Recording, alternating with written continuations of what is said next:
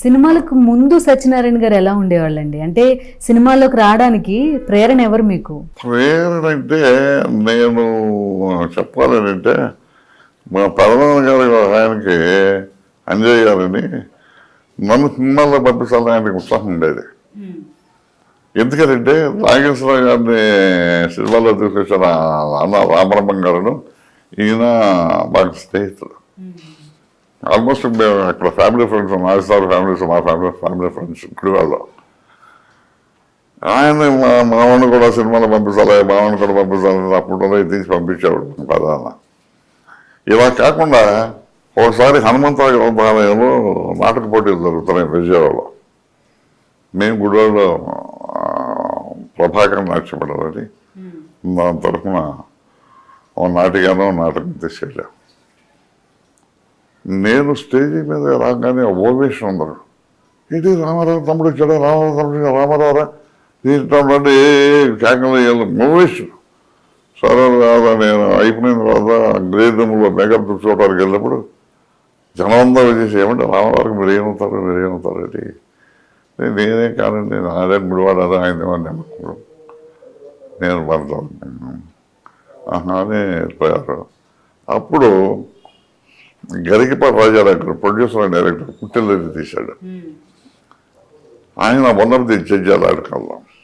ఆయన నా దగ్గరకు వచ్చి ఏమంటే ఎవరి తాలూకా మీరు are you interested in cinemas, మీరు ఇంట్రెస్ట్ అయితే ఇప్పుడే నేను మేము తీసుకెళ్ళి హీరో చేస్తాను నేను అనంటే నేను చెప్పాను, కాదండి నా ఫస్ట్ టైం మా వంశంలో ఎవరో డిగ్రీ సంపాదించలేదు, నేను డిగ్రీ సంపాదించాలండి ముందు నా పట్టుదల. ఆ సంపాదించిన తర్వాత నేను అప్పుడు వస్తానేమో ఫీల్డ్కి నేను చెప్పలేదు అని రిజెక్ట్ చేశాను. చేసిన తర్వాత మాకు కలప వ్యాపారం ఉండేది, రిటైల్ షాప్ ఏవో గుడివాడను, హోల్సేల్ ఏమో రాయమండ్రి. నేను ఇప్పుడు రాయమండ్రిలో ఉంటున్నాను. ఆ షాప్లో ఖాళీగానే ఉన్నాం కదా, బిఏ పాస్ అయ్యి ఉద్యోగాలకు అప్లై చేసి కానీ మనం అక్కడ ఉంటే 2 నెలలు అని 10 రోజులు ఒకసారి ఇంటికి వచ్చేద్దామని ఇంటికి వచ్చాను గుడివాడ. మరుసటి రోజున మెడ్రాస్ నుంచి ఉత్తరం వచ్చింది. అప్పుడు అంటే కేఎల్ ధరని అప్పుడు ప్రసాద్ గారి కంపెనీలో అసిస్టెంట్ ఆర్ట్ డైరెక్టర్, అతను ఉత్తరం రాశాడు, ప్రసాద్ గారు అందరు కొత్త పిక్చర్ తీస్తున్నారు కొడుకులు కోడాలని, మీరు వస్తే మీకు అవకాశం దొరికేటట్టు ఉంది, ఒక 4 రోజులు ప్రిపేర్ అయ్యాను. మా ఫాదర్ చూస్తే మేము మిషన్ మీకు టెస్ట్ టైంలో దొరికితే సరే సార్, లేకపోతే మన వ్యాపారం ఉంది కదా అని ఆయన కూడా ఎంకరేజ్ చేసి పంపించారు మన ప్రధాన.